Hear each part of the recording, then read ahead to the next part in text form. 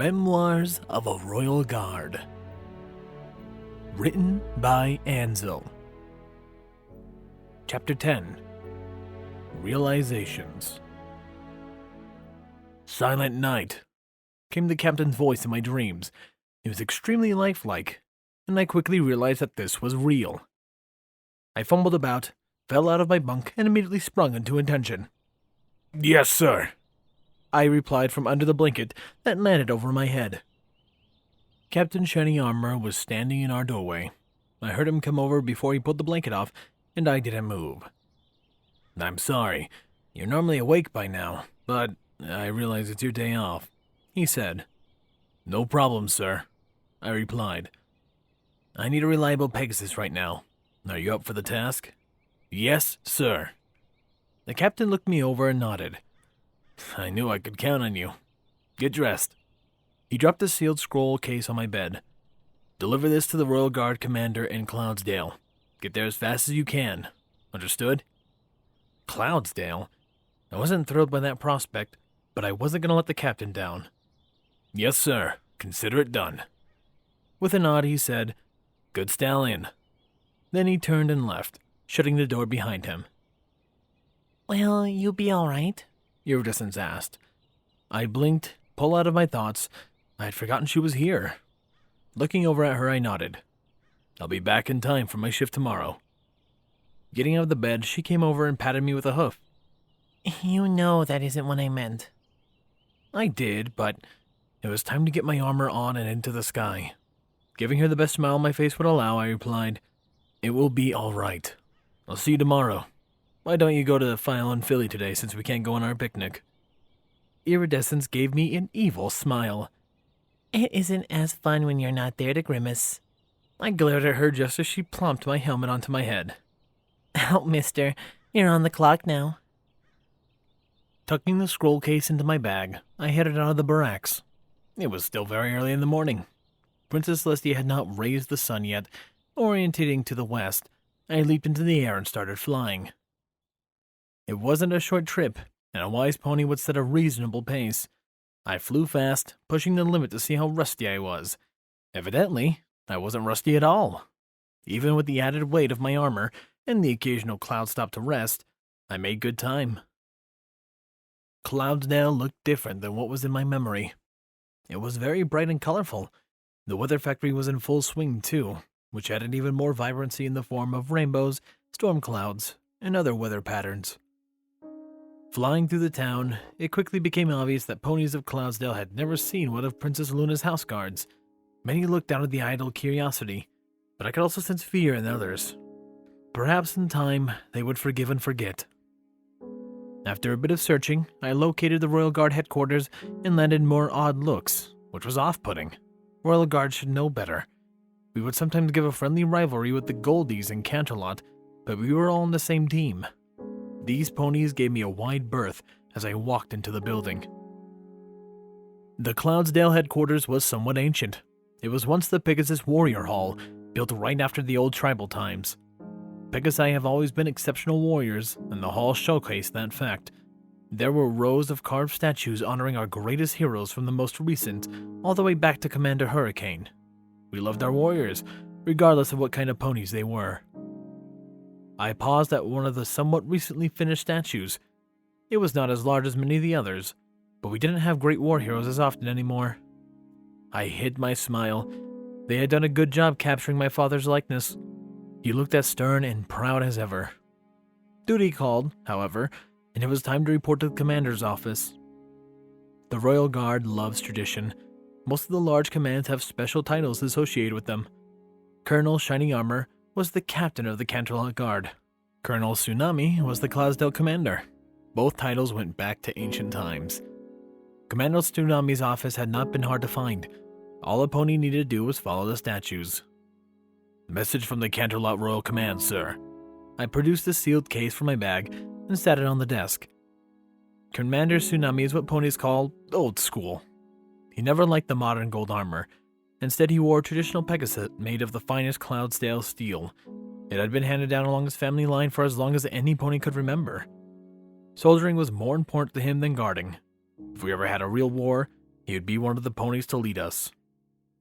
The commander focused his one good eye on me and nodded. Thank you, son. Dismissed. I turned to leave, but he added, Wait, you look familiar. Do I know you? I shook my head. No, sir. I've never had the pleasure of serving with you. Canterlot only. Commander Tsunami stroked his chin with a hoof and then nodded. That is a real shame. That place is a waste of real soldier, and I know a real soldier when I see him. If you ever get tired of it, I'll approve a transfer. What is your name? Silent Knight, sir. He repeated it and said, Good soldier. Dismissed. Good soldier. If anybody could read a pony, it would be him. Was I honestly wasting my potential in Canterlot? Should I be here? No. I was a house guard. I would miss the princess and iridescence too much. Besides, living in Cloudsdale would have been complicated. I fell flat on my face when my hooves tripped over something. Good soldier indeed, came the teasing voice of a mare. I had been pretty lost in thought, but had she deliberately tripped me with her spear? A quick look down confirmed it. What sort of childish, rude pony would... Oh. Still up to your dirty tricks? I asked before righting myself. Like any good soldier, I straightened up to my full height and set my jaw. Our eyes locked beneath our helmets. She in her gold, and me in my purple, and we glared in silence. Finally, she laughed. Wow, you've gotten good. I glared just a little longer before smiling. How are you, Winterspear? What were the odds? I'm doing well, little brother.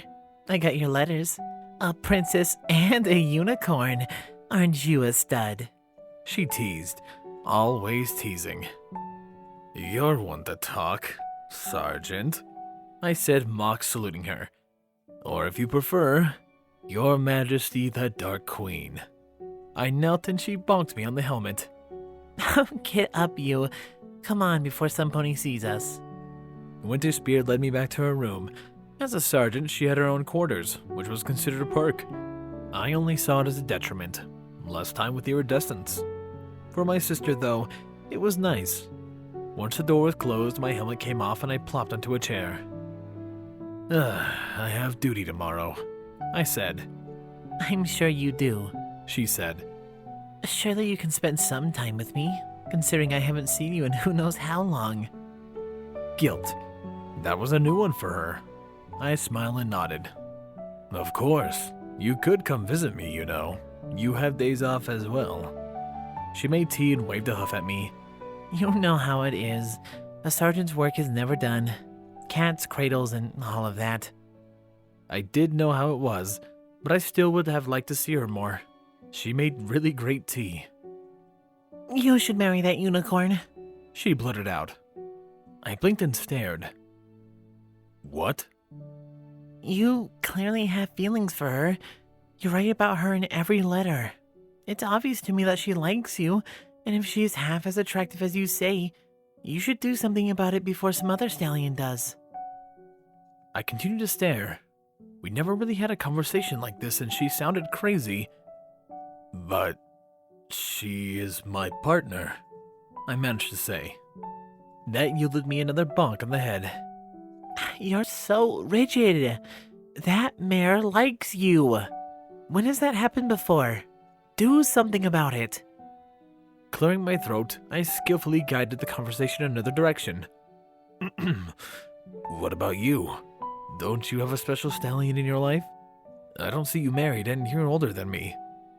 My barn door doesn't swing that way, she said, and age has nothing to do with it.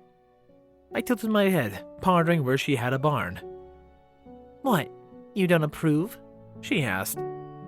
What was she even talking about? Silent Night, don't tell me that is a problem for you. What? I asked. Do you have a problem with that? With what? I was confused. Very confused. My barn door? What is wrong with your barn door? If it only swings one way, we can fix it, I simply replied. She glared at me.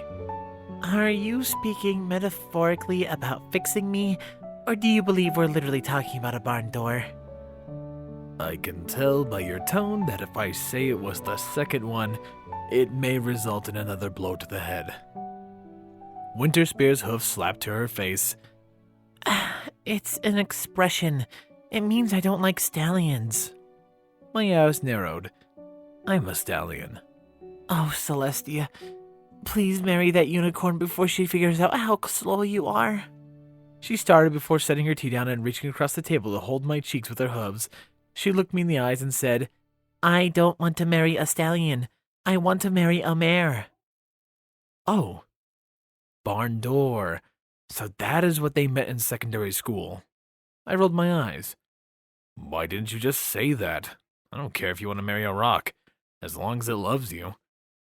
Winterspear glared at me, and her eyes softened and she smiled. You're so sweet. I could always count on you. She kissed my cheek and then hugged me. We didn't do that sort of thing much, but it was nice, and I hugged her back. How was Dad? I asked, and she went rigid in my hooves. That was a mistake. I wouldn't know. Mom is well, though. We have lunch once a week, she said coolly. You two are still fighting, then? I don't want to talk about it, was the reply. Are you going to see them before you go? No, I wasn't. No, I have to be at my post. I've never missed a shift, and I don't intend to start now. Good soldier, she replied, hugging me still. Those words had a lot more meaning. Dad and I got along, but I wasn't thrilled about seeing him. Duty was a convenient excuse. We stayed in our embrace for a while. I was starting to see what iridescence meant. I missed my sister. Do you have a special mare, then? I finally asked. She parted the hug and was all smiles. I do, but you wouldn't approve. Caramel Mint is also a royal guard. Different ranks. She makes me happy, though. That was against regulations. The pony could be relieved of duty for that. Keep it quiet, then, is what I said, and I meant it. I think that caught her by surprise. No lecture, no mention of regulations. It made my sister happy. Then it couldn't be sad. She deserved happiness. The flight home felt almost too easy, as if the winds were carrying me along. Nothing could darken my positive mood. My duty was done, and I spent an evening with my sister. Even if she was a little strange with her ideas about my love life, she was still my favorite pony in the world. What did she know about love? Probably a lot more than me, actually. Iridescence didn't like me in that way. We were friends. Partners. She was after some other stallion that never noticed how much she was into him. Some pony that was so oblivious that he didn't see her for what she was. Some pony that was never around? I'd never seen any pony else around her but me. Oh, Celestia, I had been an oblivious fool. Spreading my wings, I dove towards Canterlot, flying faster than I ever had in my life. It was almost time for my shift. I had to see her. She would be there, outside of Princess Luna's door, standing guard. I had to tell her what a fool I was. The landing was rough, and I broke into a gallop across the courtyard. The frantic pace continued inside the palace, down the hall, up the stairs, and into Princess Luna's wing. I saw Iridescence standing there and considered all the most romantic words the great poet had ever written about a mare. I would swoon her, I would dazzle her, I would crash into her 1 second. Wait. I collided with Iridescence, knocking us both onto the floor and making all sorts of horrible noises. Armor colliding with other armor sounds like that. I knew we'd draw attention, and she looked up at me shocked, as if I had lost my mind. I had. I swallowed and thought back hard on those few love poems I had been forced to read in school, and said, You are relieved. No, that was wrong. Relieved to be my special thumb pony, I quickly whispered. Iridescence just stared at me in shock. Half of that was probably because I had tackled her. I knew the other half was my words. 2 guards charged around the corner and she waved them off. Clumsy hooves fell, but everything is perfectly all right now. We're fine. Everything is fine. Thank you. How are you? The pair gave us a strange looks, but took her word and left. I panted as I remained still, and she pushed me off and over. All that flying and galloping had done me in. Iridescence looked over me and whispered, You express affection in a very idiotic way. Yes, I huffed. I'm going to see the medic. You have 12 hours to think about how you're going to make up for not noticing for this long. Yes, I groaned as I dragged myself up. Iridescence followed suit, keeping her professional decorum, and she whispered as she went by, Bye. I'm glad you finally came around. I'll see you at home. Yes, she would see me at home. I smiled briefly before I took my post and stood rigidly at attention. There we go. Our boy finally caught on. And although it was through technically his sister, I'm glad he felt the same way, really. Yeah, I mean, he knew what he wanted, and he went. As clumsy as it was, but that's adorable in its own way. What else is adorable are my wonderful Patreons. Thank you, Chase the Master, HKH4, aka Texture, The Animated Ghost, Solus, Mark the Wolf, Stu Hex, and of course a large thank you to Silent Titan. You guys are amazing, and I appreciate your support so much. If you want other ways to support me, well, leaving a comment and like does mean a lot to me and helps with the algorithm. Anyways, this has been Firehearth. Have a wonderful day.